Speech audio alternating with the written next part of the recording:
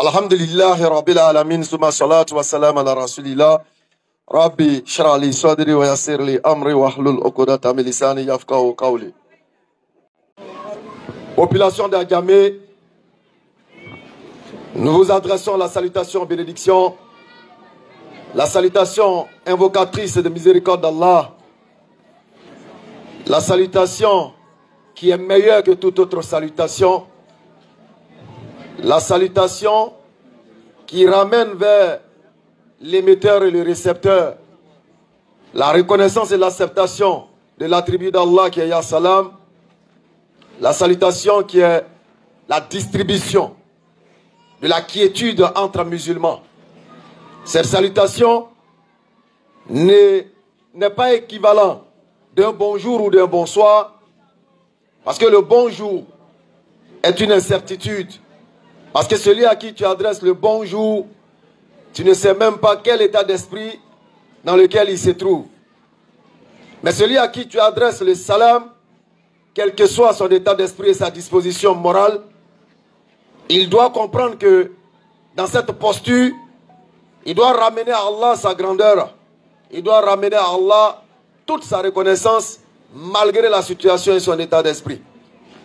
Alors ceci étant, quelle que soit votre disposition mentale, physique ou spirituelle, recevez la sakina d'Allah, recevez la paix d'Allah. Assalamu alaikum wa rahmatullah wa barakatuh. Et lorsque cette salutation est mise avec beaucoup de foi, beaucoup de certitude, beaucoup de bonnes intentions, elle ne peut que se répercuter sur celui qui reçoit, elle ne peut qu'avoir un impact sur celui qui émet. C'est pourquoi, chers frères et sœurs en islam, nous devons faire de cette salutation notre chasse gardée et nous devons la partager partout où le besoin se fait sentir, sans complexe, sans gêne. Nous devons répondre et émettre le salam. Parce que triste est de constater qu'il y a des musulmans et des musulmanes qui ont honte de cette salutation lumière. Non seulement ils ont honte de transmettre, et ils ont honte également de réceptionner la salutation. Quand on les croise dans des lieux publics, et que tu leur adresses cette lumière, ils ont honte de répondre. Ils se cachent. Ils baissent la voix. Ils répondent à mi-voix. Au lieu de répondre avec vie et envie, montrer aux yeux du monde que nous, en tant que musulmans, nous devons dispenser la paix autour de nous. Nous devons faire ressentir cette paix-là partout où nous sommes. Cette paix doit se faire valoir. C'est pourquoi leur salutation, c'est Assalam. Dispassons, distribuons, parce que nous avons reçu ça gratuitement et nous devons rendre ça gratuitement. Que le salam soit une mélodie sur notre langue, venant des profondeurs de notre cœur, pour que les uns et les autres puissent recevoir de nous des bénédictions, même si on a l'impression de les oublier. Ceci étant, nous nous retrouvons ici à Bromakoté pour échanger encore une fois avec nos frères et sœurs en islam. Car là, il dit, faites le rappel. Oui, faites le rappel là où le rappel est profitable.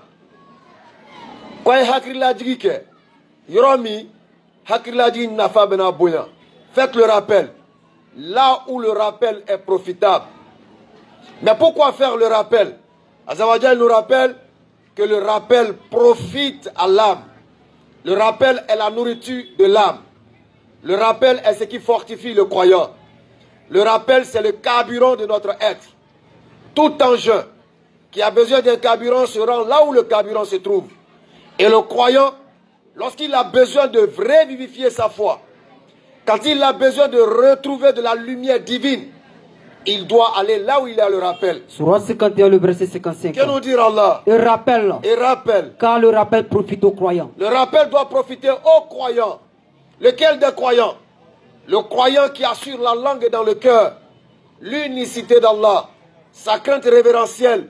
Malgré qu'il ne voit pas Allah, il craint Allah.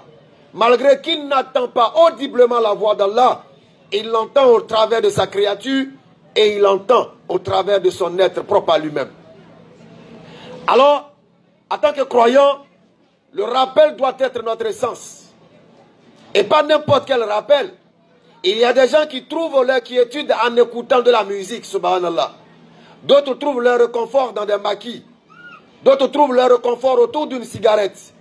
D'autres trouvent leur réconfort autour de la drogue.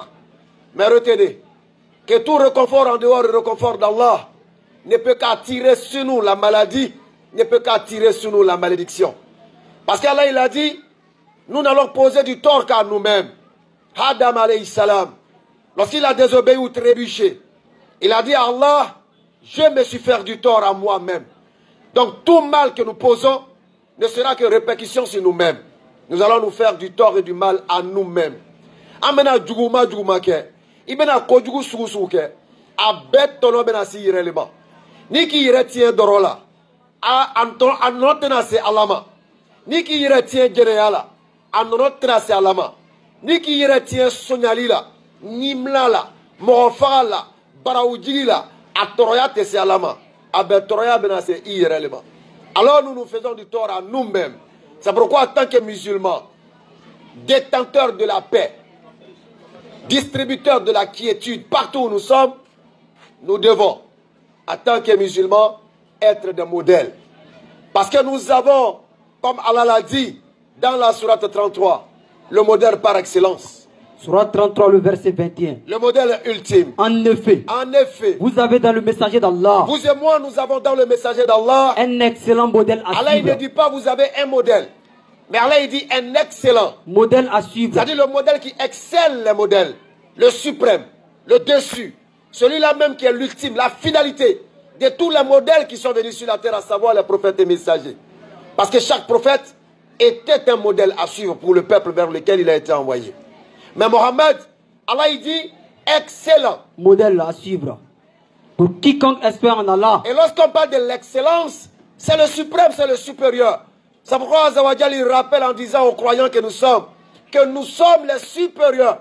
Une seule condition, nous devons être de véritables croyants. Vous avez dans le modèle, vous avez dans Mohammed un excellent modèle à suivre. Pour quiconque espère en Allah Allahu et Akbar. au jour dernier. C'est pourquoi Allah il rappelle aux croyants que nous sommes et aux croyants que nous sommes. Si vous aimez vraiment Allah, vous avez une seule chose à faire. Pas deux, pas trois. C'est de suivre Mohammed. Mais comment suivre Mohammed? Est-ce que nous devons suivre son ombre? Est-ce que nous devons faire coucher Mohammed et marcher sur lui? Si vous aimez vraiment Allah, Allah l'a dit, suivez Mohammed. Suivez Mohammed. Sourate 3, le verset 31. Et suivre Mohammed va nous procurer quelque chose de fondamental. Bismillah. Dis, Dis. si vous aimez vraiment Allah, Si tu dis que toi tu as Allah dans ton cœur, suivez-moi. si tu dis que Allah il est l'ultime, le suprême, l'inégalable, Suivez-moi. si tu dis que Allah il est celui-là même qui surpasse tout entendement, Suivez-moi. suivez Mohammed. Allah vous aimera alors. Regardez ce que le verset dit de magnifique. Allah vous aimera alors. Allah il va vous aimer. Et vous pardonnera vos péchés. Allah pardonnera vos péchés. Mais un homme qui est aimé d'Allah, qui peut le détester? Un homme qui est aimé d'Allah, même s'il est détesté des hommes, il a le plus grand amour qui le couvre. Si vous aimez Allah, suivez-moi. Moi qui? Mohammed ibn Abdallah. Mohammed, celui-là qui a la lignée noble. Suivez-moi. Mohammed d'une lignée noble, d'une famille noble. Oui, suivez-moi. Parce que Mohammed sallallahu alayhi wa sallam est celui-là qui a parachevé. Il a parachevé la mission prophétique. Il a parachevé le socle de la foi. Il a installé l'ultime ciment qu'il fallait aux croyants pour accéder à leur Seigneur. Suivez-moi. Suivez Mohammed. Celui-là qui est issu de l'enfant de Ismaïl Kedar. Kedar ibn Ismaïl. De qui est issu également celui qu'on appelle Adna. De qui est issu également celui qu'on a appelé Mahad. De qui est issu également Issar. De qui est issu également Moudar. Et de Moudar est issu Ilias. Et d'Ilias est issu Kinana. Et de Kinana est issu Koresh. Et de Koresh est issu Hashim. Le prophète alayhi salatu wa salam nous dit que parmi les fils d'Ibrahim alayhi salam, Allah il a choisi Ismaïl. Et parmi les enfants d'Ismaïl, il a choisi Kinana. Parmi la descendance de Kinana, il a choisi Koresh. Et parmi ceux de Koresh, il a choisi Hachim. Et de Hachim, il dit qu'il m'a choisi moi. Moi qui? Mohammed. Issu du hadith sahih de Salim, Muslim, pardon. Issu de Muslim et de At-Tirmidhi. Pour dire quoi? Que Mohammed sallallahu alayhi wa sallam n'est pas un modèle par erreur. Il n'est pas un modèle par fiction ou par imagination. Mais il est un modèle depuis sa lignée. Depuis sa lignée. Parce qu'il est issu de deux choses. L'annonce de Isa alayhi salam et la bénédiction de son père Ibrahim. Oh Seigneur, envoie l'un de leurs pour qu'il soit un messager parmi eux, qui leur enseigne leur rite. Mohammed est celui-là qui, lorsqu'il est apparu dans l'Arabie, avant même sa mission, avant qu'il n'installe le tawhid dans le cœur des gens, il avait un comportement, il avait un état d'esprit. Ce qui lui a valu l'appellation du digne de confiance à Al-Amin. Oui, le digne de confiance. Avant même qu'il ne dise La ilaha illallah, avant qu'il ne dise Muhammad Rasulullah, il avait un comportement. Surat 68, le verset 4. Il avait un comportement. Et c'est certes d'une moralité éminente. Il avait un comportement tel que mentionné dans le Coran, la moralité saine. Un homme qui était irréprochable. Un homme qu'on ne pouvait pas indexer par le mal. Est-ce que toi et moi, nous pouvons être de ceux qui ne sont pas indexés pour le mal? Est-ce que mon frère, ma soeur, tu peux dire que tu ne fais pas partie de ceux-là qui propagent le mal autour de soi? Oui, il était d'une moralité imminente, une belle moralité, à tel enseigne que même ses ennemis ne trouvaient pas en lui une seule erreur, ne trouvaient pas en lui un seul défaut, à tel enseigne que Allah il dit. Surah 3, le verset 59. Bismillah. C'est par quelque miséricorde de la part d'Allah. C'est pas quelque miséricorde de la part d'Allah. Tu, Muhammad, que toi, Muhammad, ibn Abdallah, que tu as été si doux envers eux. Mais si tu étais rude, si tu étais dur, au cœur dur, avec un cœur dur, il se serait enfui de ton entourage. Personne ne serait venu à t'accompagner. Oh Muhammad, douceur, belle moralité, homme crédible, homme de confiance. Voilà ce que Allah il attend de nos musulmans. Des hommes doux. Voilà ce qu'Allah attend de nous musulmans. Des musulmans d'une douceur inimaginable. Des musulmans qui ne seront pas des destructeurs, mais des musulmans qui seront des constructeurs. Des musulmans qui seront éduqués. Des musulmans non seulement éduqués spirituellement, mais éduqués également humainement. Parce que Mohammed sallallahu alayhi wa sallam, avant qu'il n'annonce son message, il était déjà humainement éduqué. Il était déjà spirituellement assis. Alors en tant que musulmans et musulmanes, notre tâche est énorme. Notre devoir est lourd. Nous devons copier sur ce modèle-là. Surah 3, le verset 110. Nous devons l'imiter du mieux que nous pouvons. Parce que Allah il dit ce qui suit. Vous êtes la meilleure. On ne peut pas être meilleur dans la tricherie. Vous êtes la meilleure communauté. On ne peut pas être meilleur dans l'ivrognerie. Qu'on ait fait surgir pour les hommes. On ne peut pas être meilleur dans l'adoration des idoles. Vous ordonnez le convenable. On ne peut pas être meilleur dans la fornication. Interdisez le blâmable. On ne peut pas être meilleur dans l'adultère. Et croyez en Allah. On ne peut pas être meilleur dans l'adoration sectaire. On ne peut pas être meilleur dans la division. Nous sommes la meilleure des communautés. Mon frère, ma soeur, Allah vient de nous honorer à travers ce verset. Il dit que toi et moi, nous sommes les meilleurs des hommes. Qu'il l'a fait surgir pour les hommes. Non pas contre les hommes, mais pour les hommes. Pour leur transmettre. Pour leur transmettre l'exemple que le prophète Mohammed sallallahu alayhi wa sallam. De sorte qu'ici à Djamé, en tant que musulmans, quand on nous voit, on doit nous aimer.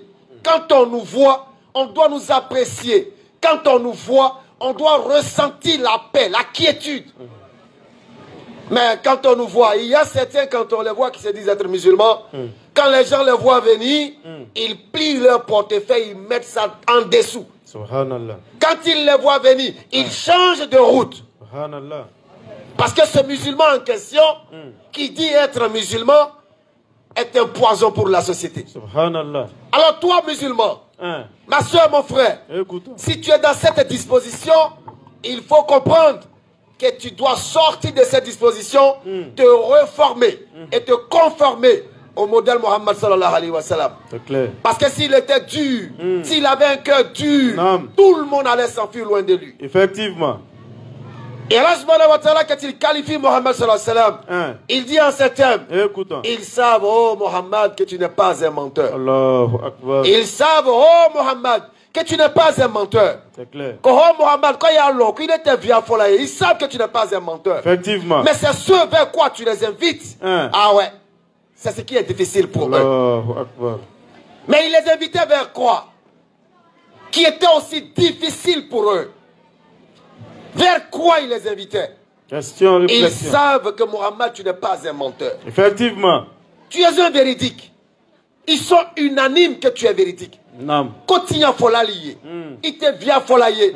Bebenoma. Effectivement. Harabidou bebenoma. Ka Araboudou befaradou beka. Bebenoma. Quand toi, Mohammed, il n'y a jamais eu de mensonge sorti de ta bouche. Effectivement. Mais c'est vers ce que tu les appelles.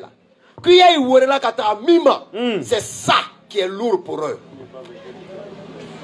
Ils savent que tu n'es pas menteur, mais c'est ce vers quoi tu les invites. C'est ce qui est une lourdeur pour eux. C'est clair. Alors nous nous posons la question de savoir, oh Mohammed, vers quoi as-tu invité l'humanité? La question est posée.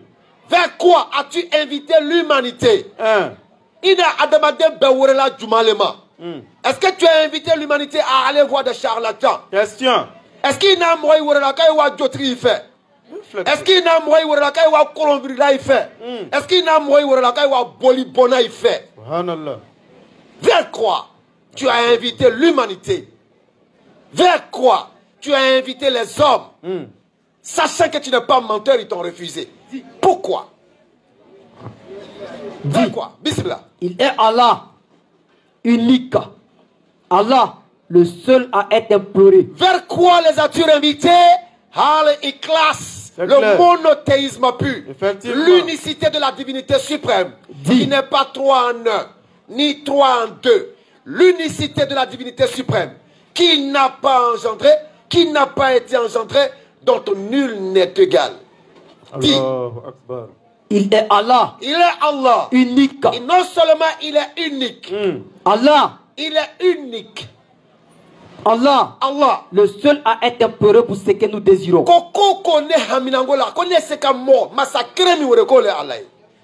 Il n'a jamais engendré.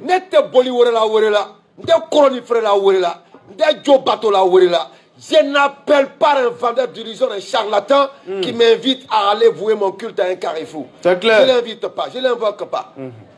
Il n'a jamais engendré. Il n'a jamais engendré. N'a pas été engendré non plus. N'a pas été engendré non plus. Et nul n'est égal à lui. Ils savent que tu n'es pas un menteur, Mohammed. Ils savent que tu n'es pas un menteur. Mais ce vers quoi tu les invites est une lourdeur. Parce qu'ils sont victimes non seulement du bois qu'ils adorent. Ils sont victimes aussi des eaux qu'ils adorent.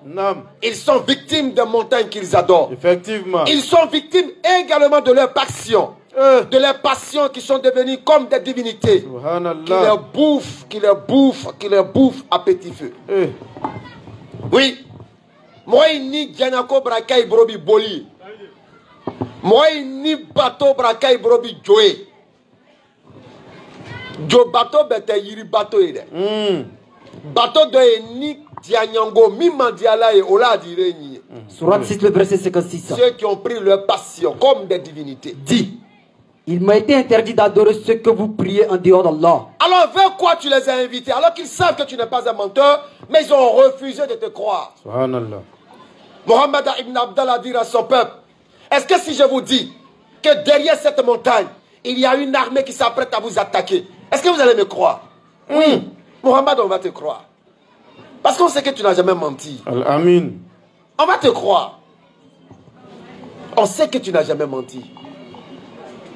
Mais pourquoi lorsque je dis La ilaha illallah, vous dites, oh Mohammed, tu deviens fou. Veux-tu rendre toutes nos divinités en une seule divinité? Wallah hawla wala quwwata illa billah.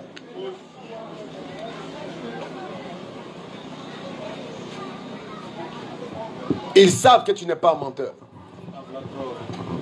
Ils savent que tu n'es pas menteur. Effectivement. Mais c'est ce vers quoi tu les invites qui est une lourdeur pour eux. C'est clair. Tu es là, tu entends.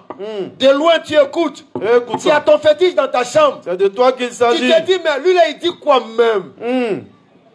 Alors que quand moi je demande à mon condra, il me donne. Wallah hawla wala quwwata illa billah. Subhanallah.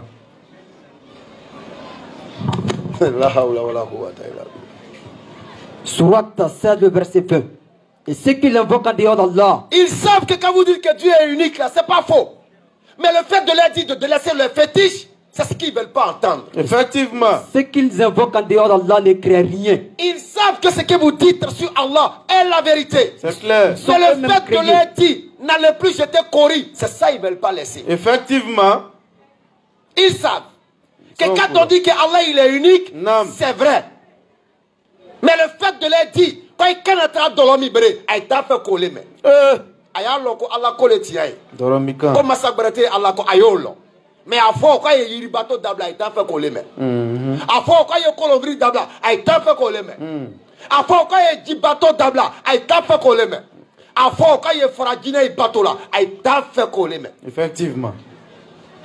Pourtant, Allah subhanahu wa ta'ala nous donne l'exemple bel et palpable. Allons-y. Un très bel exemple. Un exemple parmi les exemples. Effectivement. Suleiman alayhi salam.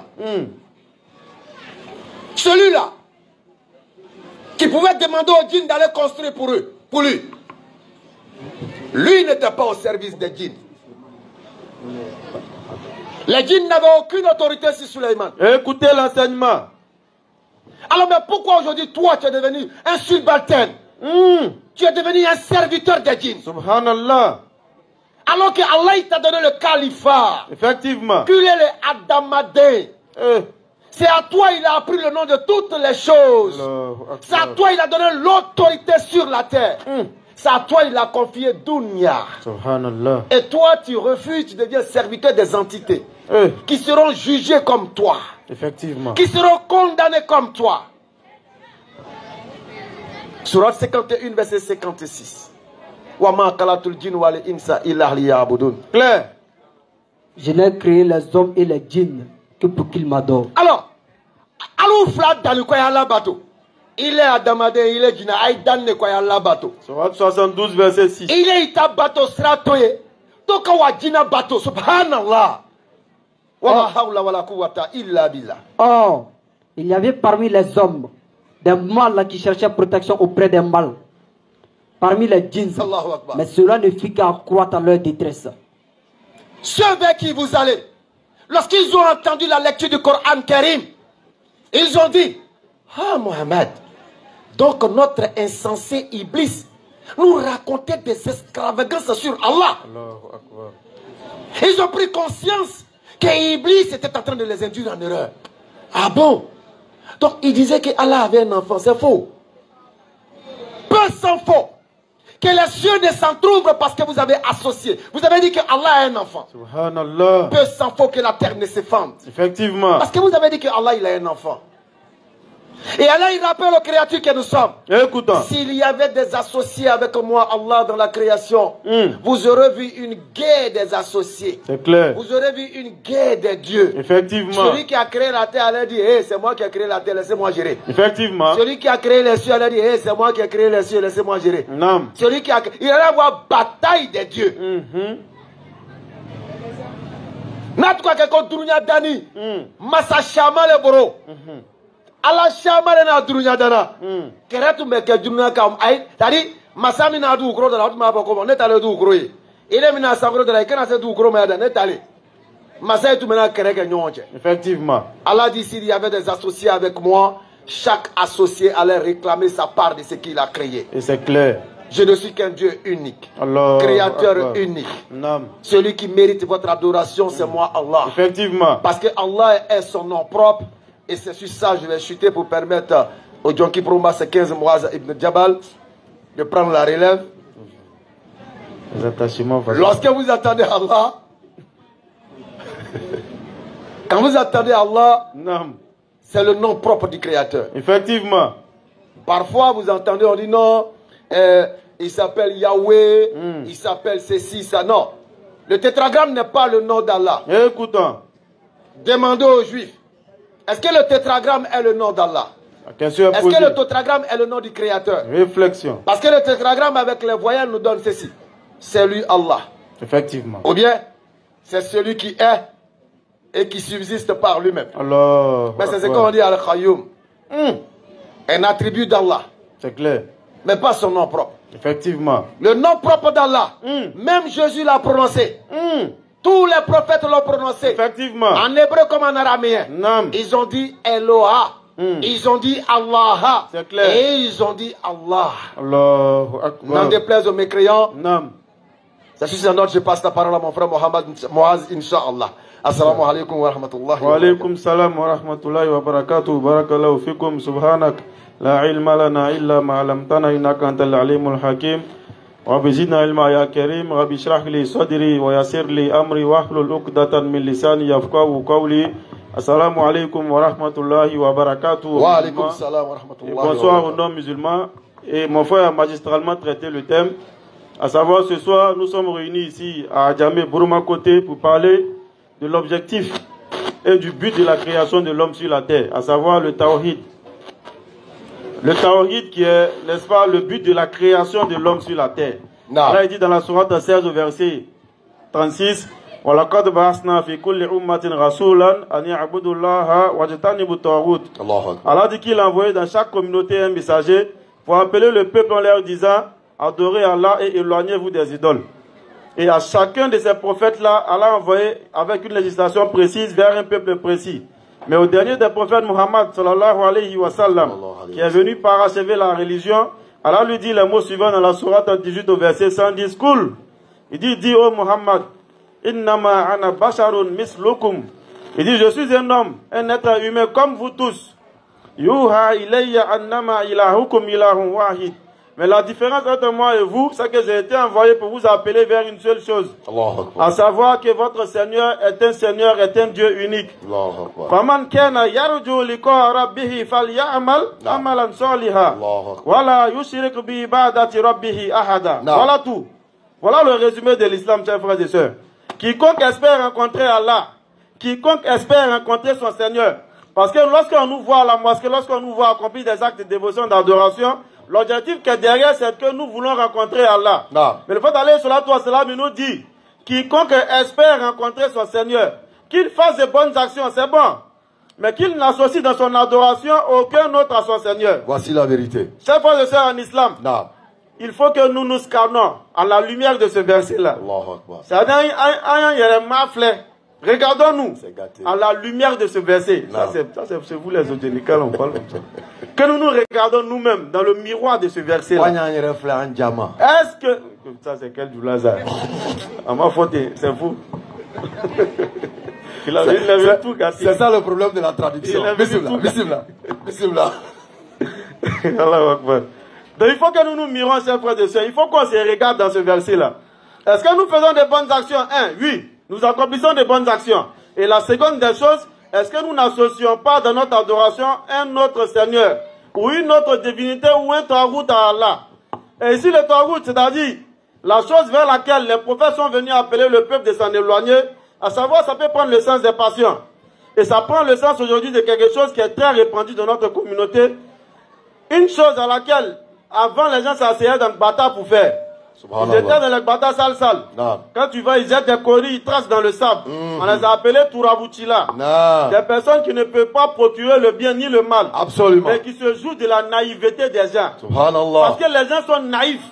Les gens aiment croire en ce qu'ils voient. Effectivement. Comment tu peux penser que quelqu'un qui se retrouve dans un bata sale, dans un alaka qui est très sale, lui-même il est dans Manumanko.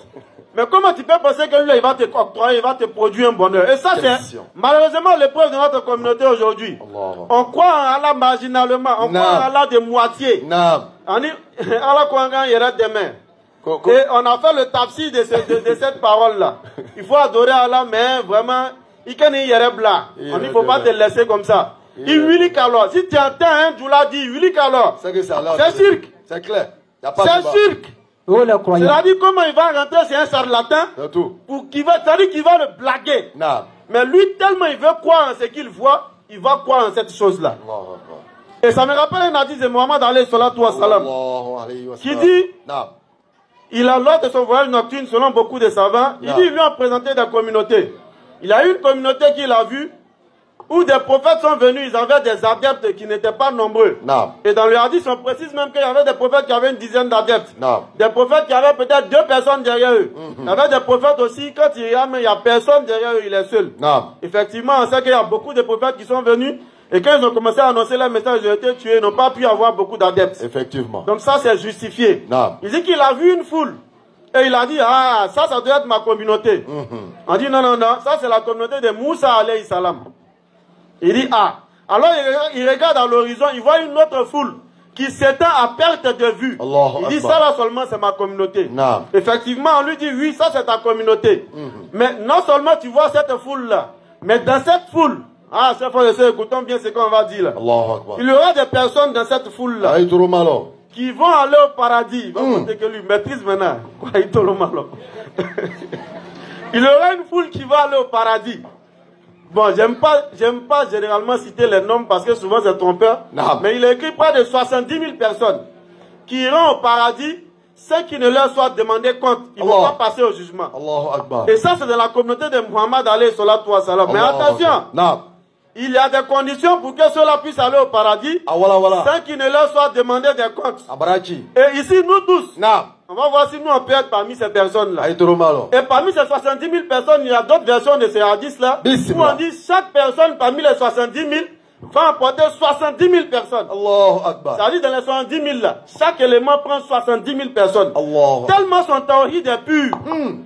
Tellement lui il croit en Allah, ça dit exclusivement. Comme Allah le dit dans la sourate Bayina.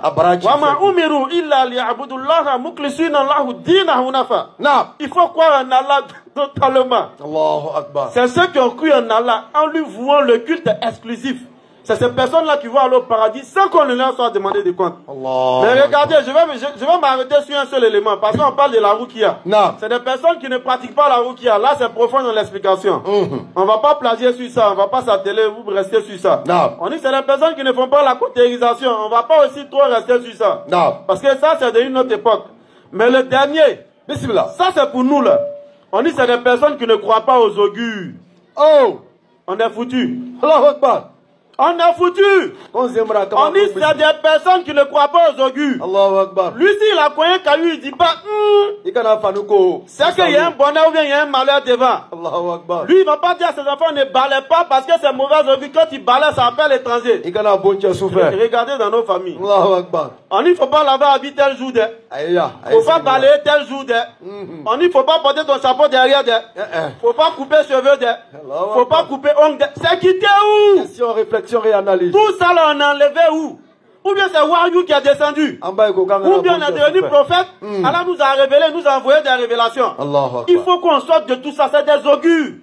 Et les 70 000 personnes qui vont aller au paradis, ceux qui ne leur soient demandé compte, on dit c'est des personnes qui ne sont pas dans ça là. Une autre type ou un autre type d'augure aujourd'hui qui a pris la société et puis personne ne voit. Aujourd'hui on fait consultation sur internet. Quel modèle de consultation? Regardez les jeunes musulmans. Ils vont aller consulter, c'est-à-dire les étoiles, les astres, sans le savoir sur le net. On dit horoscope sur internet. Moi, je suis cheval. Il consulte horoscope chaque matin avant de commencer sa journée. Lui, le mouton. Il ne sait pas qu'il est dans le cirque. Subhanallah. Lui, il est en train de consulter les astres comme ça. Surat 5, verset 90. Ah, vous êtes là. Oh, les croyants. Oh, les croyants. Les pierres dressées, les fleurs de divination ne sont qu'une abomination œuvre du diable. Merci. Écartez-vous-en afin que vous réussissiez. Barakallahu fikum. On va y revenir, Inch'Allah. Bismillah. On consulte aujourd'hui sur Internet. Aujourd'hui, 2 jours là, il y avait un phénomène, on dit dauphin rose. Hey! Dauphin rose. On dit tu partages dauphin rose, tu as l'argent. Ouais, on dit tu partages image de dauphin rose, tu vas avoir l'argent. Et regardez les noms des profils qui partageaient. De mon fil là, tu as supprimé beaucoup. C'est Bintou. Les noms des profils qui partageaient. Il y a mon gars qui m'a dit, mais de les supprimer là, il faut faire un rappel. Il a dit, on est fatigué. On est fatigué. Toi, tu as partagé Dauphin Rose comme et puis ça va t'octroyer une bonne nouvelle. Soit 7 le verset 72. Toi, ta croyance en Allah là, toi, ton tawhid là, où est ça? C'est Dauphin Rose. C'est quelle partie de toi, ton islam, tu dis tu pratiques là? C'est quelle partie à tawhid dedans? Un tawhid Dauphin Rose. Lève-toi, va travailler pour avoir l'argent. Comme associé à Si Allah. partager Dauphin Rose, donner l'argent là. Hey! Ou bien la Tout le lettre, monde était milliardaire. la lettre de la Mecque, il faut partager à 10 personnes. Ouais, ça, depuis on était petit, ça circulait. Voilà une lettre. On nous a partagé ça là, devant la mosquée, pas à la mosquée. C'est le muezzin de la Mecque. Ouais, il a fait un rêve, il a vu. Chaque année, le rêve là, c'est réitéré. On y partage ça à 16 personnes, parce qu'il y a une femme qui a partagé à 16 personnes. Tout ce qu'elle voulait. travail, elle a eu. Il y a un monsieur directeur, ils lui ont donné, il a oublié d'un tiroir. Lui, il a perdu son travail. Quand il s'est rappelé, il allait prendre, il a photocopié, il a partagé. Ils l'ont réembauché. C'est quoi tout ça là? C'est quoi de ça? Shaitan. Comme le prophète alayhi salatu wa salam l'a dit dans son dernier discours, dans ce discours d'adieu. Il dit, le diable a désespéré de vous détourner de votre religion. Allahu Akbar. Allah l'a dit dans la sourate 5, verset 3. Bismillah. Al-yawma ya'isa allazina kafaru min dinikum. Allah. Wa la takshawhum wakshawullah wakshawni. Kalas. Il n'y a pas dit wakshawni, pareil, vous parlez, c'est moi. Donc, Kalas, Kalas.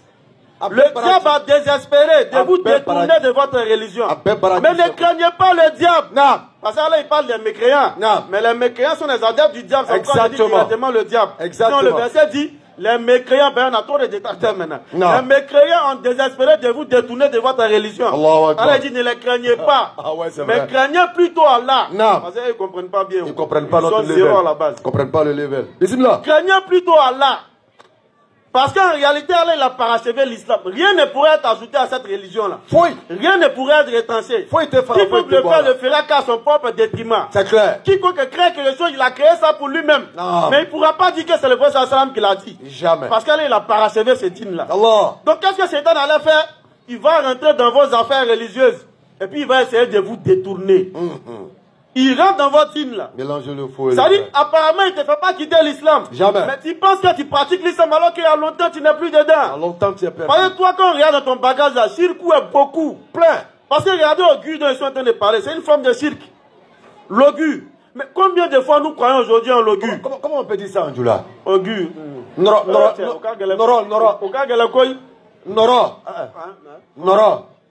n'y a pas quelqu'un qui est prêt pour sauver Denis là. Ah, faut la mime encore. Ambaye Koko, il kana bontia souffler de amaine. Ça c'est quoi? Noro, non? Voilà. Ça c'est, il avait dit ça, hein, même. L'augur. Encore Noro. Noro, non. Noro pour que tout le monde puisse comprendre. L'augur. Le fait de cogner caillou ou bien tes yeux tremblent. Il est tamalé, c'est On dit tes yeux tremblent, mais on dit c'est quel? On dit c'est œil droit, mais c'est œil gauche. C'est que tu vas voir quelqu'un il y a longtemps, tu n'as pas vu. C'est quitté où? Tout ça là, c'est quoi? C'est l'augur.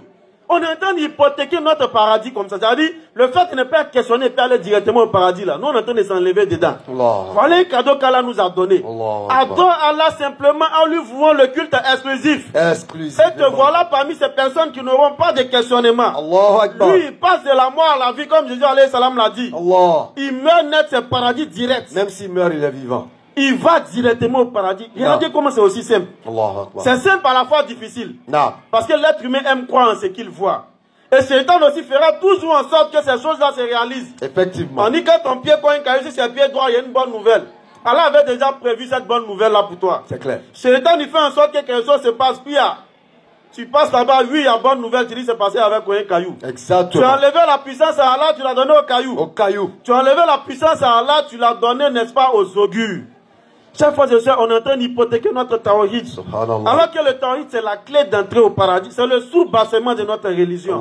Surah 5, verset 175. D'accord. C'est le diable qui vous fait peur de ses adhérents. Non. N'ayez donc pas peur d'eux. Non. Mais ayez peur de moi. Ayez Si vous peur êtes d'Allah. croyants. Ayez peur d'Allah. Et puis Allah, il précise, In kuntum mu'minun. Si seulement vous êtes des croyants. Et Allah, il précise cela dans beaucoup de versets. Quand il finit de donner les règlements, il ajoute en bas, si vous êtes croyants. Non. Parce que la croyance en elle se résume toutes choses. Et dans la sourate 6 au verset 82, Allah, il vient nous dire ceci. Allazina amanu, parce que très souvent on a pour habitude de consulter ces charlatans-là. Effectivement. On a pour habitude de rentrer dans ces lieux sales-là, parce qu'on recherche souvent la sécurité. Non. Parce que nous, on a délaissé les askars que Nabi alayhi salatu wassalam nous a donné. En réalité, il y a tout dans la vie du musulman pour le protéger. Exactement. Tu n'as pas besoin d'aller rechercher la protection ailleurs. Clair. Parce que la protection t'est donnée. Respecte tes askars, qu'on appelle entre griffes tes zikrs. Quand je dis zikr, attention. Les zikrs légiférés connus, donnés par le prophète alayhi salatu wassalam. C'est pas les kachafayaïl, les kachafayaïl. C'est pas les noms de soi-disant un qu'on vous donne. C'est clair. Je parle des zikrs, bien entendu, légiférés par Nabi alayhi salatu wassalam. Parce que là aussi, Shaitan, il est rentré, il est en train de détourner les gens. Grave même. En te faisant croire que tu aimes la spiritualité, il te conduit vers des charlatans. Exact. Il te donne des soi-disant zikrs. C'est pas zikr là, c'est zikr Shaitan. Non. Ça, si tu es en train de te rappeler, invoquer Shaitan, tu ne le sais pas. Mais malheureusement, tout ce qui est écrit en arabe, les gens pensent que c'est le Coran. Tout ce qui est écrit en arabe, on pense que c'est atteint à l'islam. Alors qu'en réalité, c'est des choses qui sont mélangées. C'est clair. Surat 37, verset 10. N'est-ce pas, de l'ignorance des gens. Alors, quiconque veut la puissance, oui, qu'il la cherche auprès d'Allah. la puissance tout entière appartient à Allah, chers frères et sœurs. C'est pourquoi il dit dans ce verset que je suis en train de citer, Allazina amanu, walam yalbisu imanahum bizulmin. Ah, chers frères et sœurs, ce verset-là, ça fait peur aussi. Alors il dit, c'est ceux qui ont cru, mais qui n'ont point troublé la pureté de leur foi par quelques iniquités. Et lorsque Nabi alayhi salatu wassalam cite ce verset-là aux compagnons, la plupart d'entre eux sont paniqués. Et pour eux, mais l'iniquité ici, c'est forcément le péché. Certes, il y a le péché dedans, mais en premier lieu, ce n'est pas le péché. En premier lieu, la plus grande iniquité, selon l'explication encore que les savants donnent de cette parole de Nabi alayhi salatu wassalam, c'est que Nabi alayhi salatu wassalam a dit, mais l'iniquité dont parle le serviteur d'Allah, Luqmanul Hakim, Luqman le sage, parce que lorsqu'il est en train de donner l'éducation à son enfant, il dit, Ya bunayya la tushriku billah, inna shirka la zulmun azim. La plus grande des injustices, la plus grande des iniquités, c'est bien sûr l'associationnisme. C'est clair. Donc dans ce premier lieu, le verset là, Allah il dit en premier lieu, le prophète il explique qu'en premier lieu, Allah il parle du shirk, du fait d'associer à Allah dans tout ce que nous faisons. Associer à Allah par le shirk majeur. Toi tu dis que tu es musulman, tu recherches la sécurité, mais lorsqu'on essaie d'enlever un temps soit peu ou de te scanner, avec nos yeux, on voit que sous ton habit, c'est toi qui es un garçon mais tu portes baya. Baya and security. Il porte baya en bas de son habit. C'est lui qui porte les diabras. Il met des coris partout sur lui. Il a des amulettes partout sur lui. Parce que pour lui, c'est ce qui va le protéger. Mais regardez ceux qui en réalité ont la protection. Allazina amanu walam yalbisu imanahum bizulmin. Allah dit ulaika lahumul amnu. C'est ceux-là qui ont la sécurité, c'est ceux-là qui sont en sécurité. Et puis il ajoute Wahum muhtadun. En plus d'être en sécurité, c'est ceux-là qui sont les bien guidés. La première des sécurités, Fidounia, ils ont la sécurité. Parce que ceux-là, ils ne recherchent de protection en aucun autre qu'Allah. Eux, ils ont la certitude, ils ont le yakin que la protection, c'est Allah seul qui peut leur octroyer ça. C'est pas quelqu'un qui est assis dans le bâtard, qui ne peut même pas se protéger lui-même parce qu'il va mourir. Clair. Quelle que soit la protection qu'on fait là, l'objectif c'est de se protéger de ce qui va nous tuer ou nous conduire vers la mort. Exactement. Mais c'est lui, il peut se protéger de la mort. Question, réflexion. Il ne peut même pas se protéger de la mort. Lui, il va t'octroyer quelle protection? La vraie protection ne s'obtient qu'en suivant le tawhid. Et en suivant là, on lui voit le culte exclusif. Surat 22, verset 73. Allons-y. Oh homme, une parole vous est proposée. Écoutez-la. Ce que vous invoquez en dehors d'Allah ne serait même pas créer une mouche. Quand même Masih s'unirait pour cela. Effectivement. Même si la mouche l'a dépouillé de quelque chose. Alors dit, même si la mouche l'a dépouillé de quelque chose, ceux-là même. Il ne saurait le lui reprendre. Ils prétendent pouvoir octroyer des protections aux autres ainsi qu'à eux-mêmes. Allah dit, même si la mouche qui est l'une des créatures les plus viles, une petite créature qu'on ne considère même pas. Allah dit, même si la mouche les dérobe de quelque chose, il ne saurait le lui reprendre. Ils ne pourront pas reprendre cette chose-là auprès de la mouche. Le solliciteur et le sollicité sont... Allah conclut en disant que le solliciteur et le sollicité ainsi que le sollicité sont également faibles. Celui qui demande et celui vers qui il va demander, Allah dit tous les deux sont faibles. Et c'est l'épreuve de notre communauté aujourd'hui, chers frères et sœurs. Et dans ce verset-là, Allah nous dit que la protection se trouve dans le tawhid. C'est la vérité. En plus d'être sous la protection d'Allah, Allah dit encore que tu es bien guidé. Et le bien guidé, non seulement il a la sécurité, comme je le disais, dans cette vie, mais dans l'au-delà encore, il est en sécurité. Parce qu'il aura accompli les devoirs pour lesquels il a été créé. C'est pourquoi Allah l'a envoyé sur la terre. Lui, il a accompli ça. Et l'autre iniquité, c'est bien et belle, les péchés. Parce que ici aussi, dans notre quartier, ici à Djamé, à Bourouma côté, les péchés sont devenus comme de la nourriture qu'on consomme. Subhanallah. On ne se prémunit plus des péchés. C'est ce qui est devenu normal. Mon frère le disait tout à l'heure. Tu vois un jeune musulman et puis lorsqu'il croise quelqu'un, la personne est obligée de mettre son téléphone dans sa poche. Ça, c'est un défaut. Toi, tu es en train de gâter le nom de ta communauté. Et ça aussi, c'est l'iniquité. Ça aussi, tu es en train d'entacher ta foi. Parce que le tawhid aussi signifie tout ça là. Se prémunir aussi non seulement du cirque, mais aussi des péchés. Surtout ceux-mêmes qui vont faire en sorte que ta religion soit indexée. Parce que là, c'est plus entre toi et Allah seulement. Là, tu es en train de mettre toute la communauté en avant. Effectivement. Parce qu'à cause de toi, ils vont dire, voilà, les jeunes musulmans sont comme ça. L'autre iniquité aussi, l'autre grand péché qu'on retrouve, c'est l'habillement au sein de notre communauté. Allah. Surtout chez nous ici à Djamé. C'est lors des rappels qu'on voit nos soeurs malheureusement porter le voile. En dehors des rappels, le voile, c'est quelque chose même qui n'est même pas envisageable. Alors que le voile fait partie des recommandations de notre religion. L'habillement décent fait partie des recommandations de l'islam. Et c'est des choses aussi que le musulman doit s'en habituer. Et alhamdulillah, le mois de Ramadan arrive, le mois par excellence, l'école, qui va nous aider à pouvoir délaisser nos mauvaises habitudes et à pouvoir embrasser les bonnes habitudes. Une école qui dure 30 jours, où jour et nuit nous sommes soumis à toutes sortes d'épreuves, et des épreuves qui ont été rendues faciles par Allah. Parce qu'on nous dit que les grands shayatines seront attachés. Nous qui avons l'habitude d'accuser le diable, toujours quand on nous dit mais pourquoi tu fais ça, c'est pas facile, hein, c'est le diable. Allah dit que les shayatines, les plus grands même seront attachés ce jour-là, ou durant ce mois-là. Donc tu ne pourras pas accuser Shaitan. Te voilà toi-même en face de tes propres was-was. Te voilà toi-même en face de tes passions.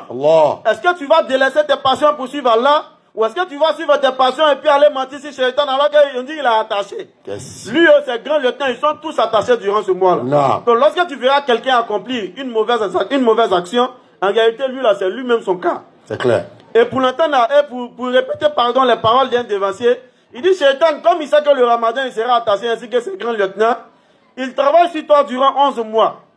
Comme pour dire que ce n'est pas seulement durant le mois de Ramadan qu'on doit s'atteler à obéir à Allah. Parce que si durant 11 mois tu as acquis des habitudes, toi tu t'es habitué à fumer cigarette durant 11 mois, tu t'es habitué à fumer chicha au grain durant 11 mois, tu t'es habitué à fumer kali durant 11 mois, tu t'es habitué à te dénuder durant 11 mois. Durant 11 mois, tu ne laisses pas fornication adultère.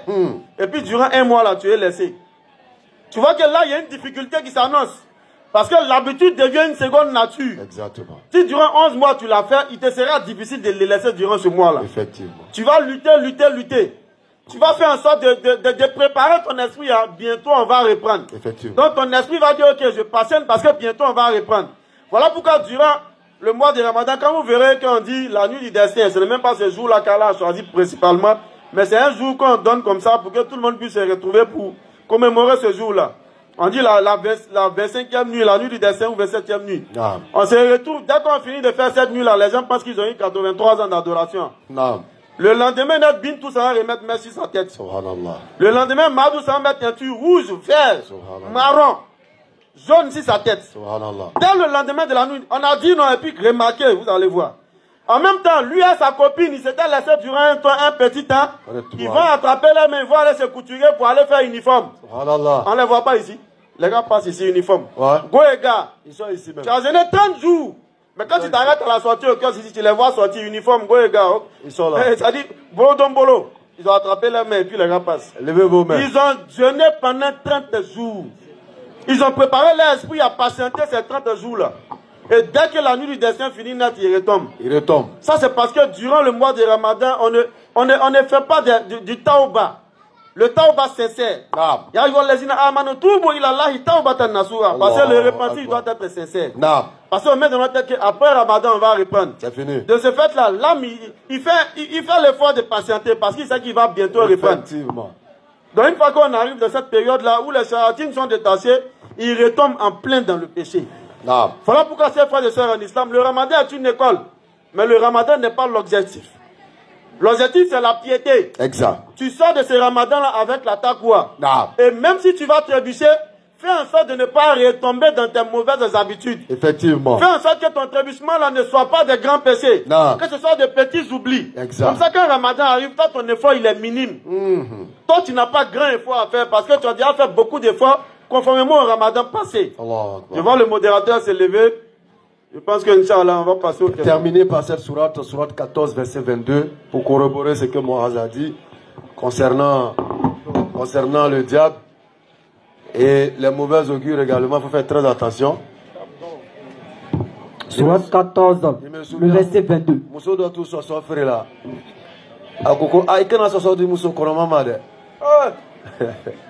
il dit pourquoi? Comment que femme enceinte ne mange pas haricot?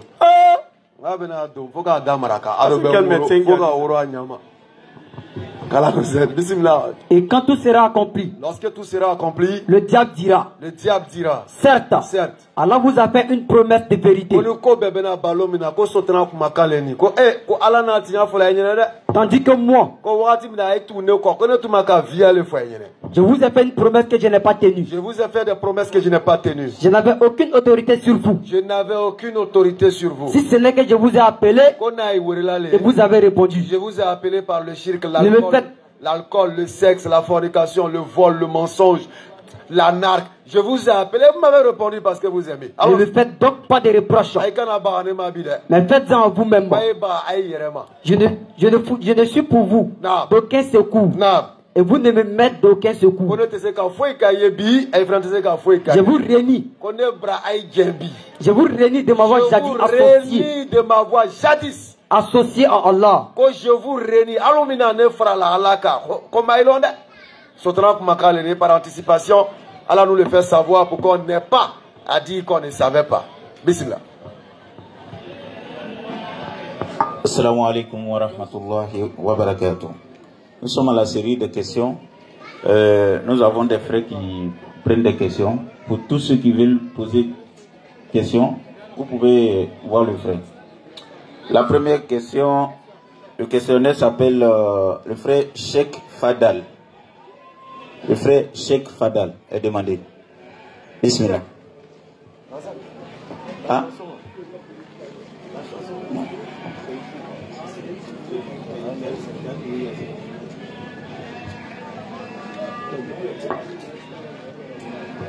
Ok.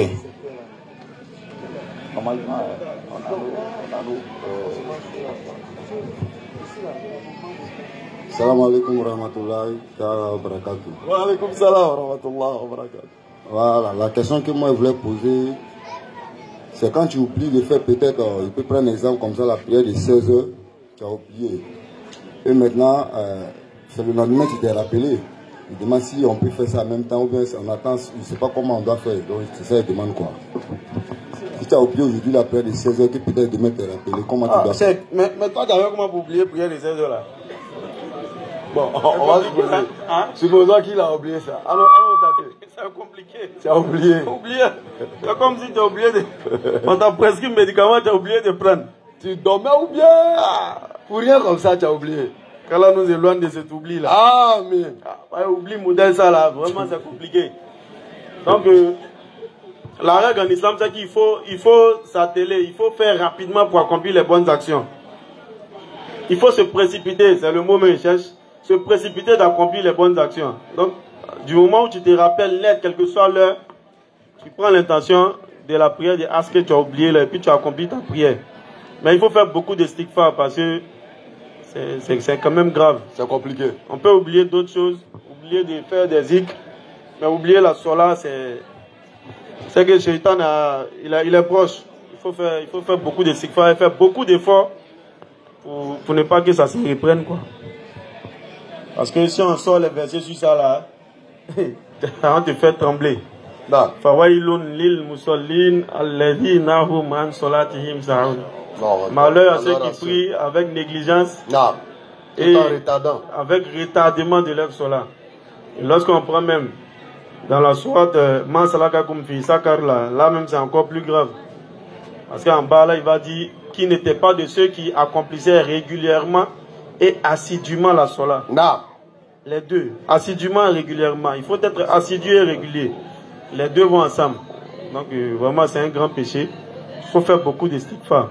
Demander pardon à Allah et puis faire effort pour ne pas que ça arrive encore. Ok. Pour le deuxième questionnaire, le frère Suleiman. Le frère Suleiman.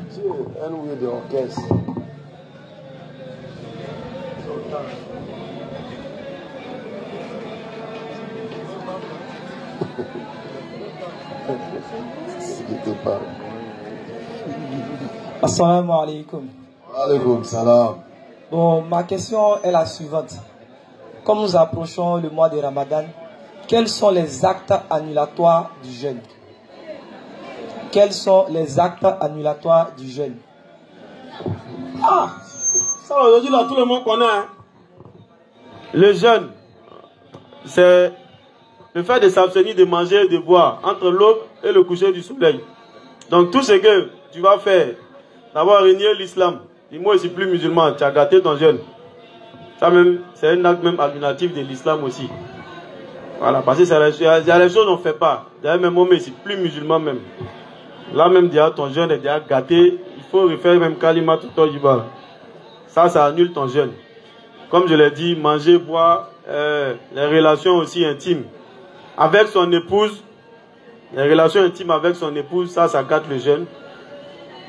Voilà, c'est un peu ça. Hein. Les autres actes, on peut dire que ça diminue les mérites, mais ça n'annule pas le jeûne carrément.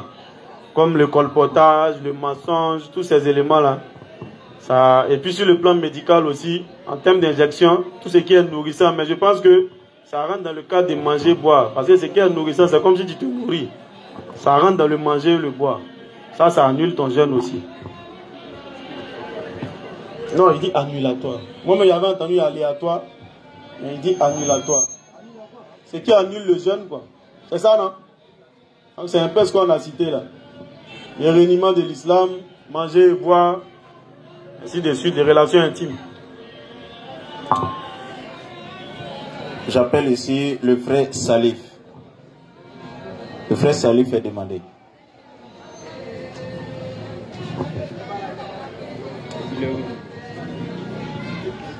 Il n'est pas là. Ok, le frère Koné.